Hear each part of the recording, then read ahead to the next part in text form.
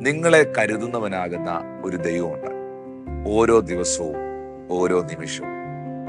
വിശുദ്ധ ബൈബിൾ പഠിക്കുമ്പോൾ ഉൽപ്പത്തി പുസ്തകം മുതൽ അപ്പോസ്തലന്മാരുടെ കാലഘട്ടം വരെയും ആദിമസഭയിൽ വരെയും ദൈവത്തിന്റെ കരുതലുകളെ കുറിച്ച് നാം വായിക്കുന്നുണ്ട്.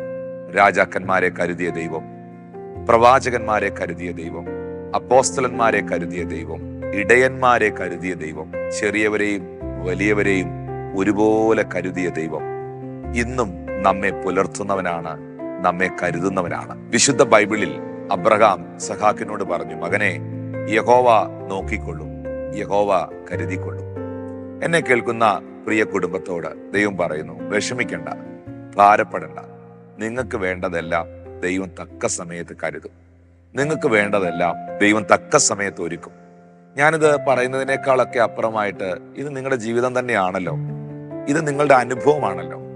ഈ ഹാഗാർ ഇശ്മായേലിനെയും കൊണ്ട് അബ്രഹാമിന്റെ വീട്ടിൽ നിന്ന് ഒരു തുരുത്തിയിലെ വെള്ളവുമായി ഇറങ്ങി പുറപ്പെടുമ്പോൾ ജീവിതത്തിൽ അവൾ ഇന്നുവരെ കണ്ടിട്ടില്ലാത്ത മറ്റൊരു ഉറവയെ ആ ബാലകന്റെ കുഞ്ഞിന്റെ കരച്ചിൽ കേട്ട് ദൈവം ആ മരുഭൂമിയിൽ തുറക്കുന്നത് നമുക്ക് കാണാൻ കഴിയുന്നുണ്ട്.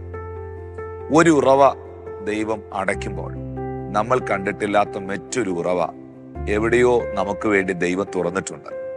ഇന്ന് നിങ്ങളുടെ ജീവിതത്തിൽ എന്തെങ്കിലും നഷ്ടങ്ങളോ തകർച്ചകളോ എന്തെങ്കിലുമൊക്കെ സംഭവിച്ചിട്ട് നിങ്ങൾ വല്ലാതെ ഭാരപ്പെടുകയാണെങ്കിൽ, വല്ലാതെ വലയുകയാണെങ്കിൽ നിങ്ങൾ വിഷമിക്കരുത്.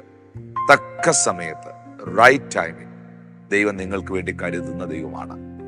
അധൈര്യപ്പെടരുത്, ഭാരപ്പെടരുത്, നിരാശപ്പെടരുത്.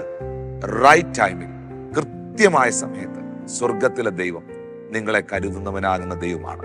അതുകൊണ്ട് ധൈര്യത്തോടിരിക്കുക, വിശ്വാസത്തോടെ ചുവട് വെക്കുക. കാറ്റ് കാണത്തില്ല, മഴ കാണത്തില്ല, സാധ്യതകളൊന്നും ഒരുപക്ഷെ നിങ്ങളുടെ മുമ്പിൽ കാണത്തില്ല. പക്ഷേ താഴ്വര വെള്ളം കൊണ്ട് നിറയും. അത്ഭുതം കർത്താവ് നിങ്ങൾക്ക് വേണ്ടി ചെയ്തിരിക്കും.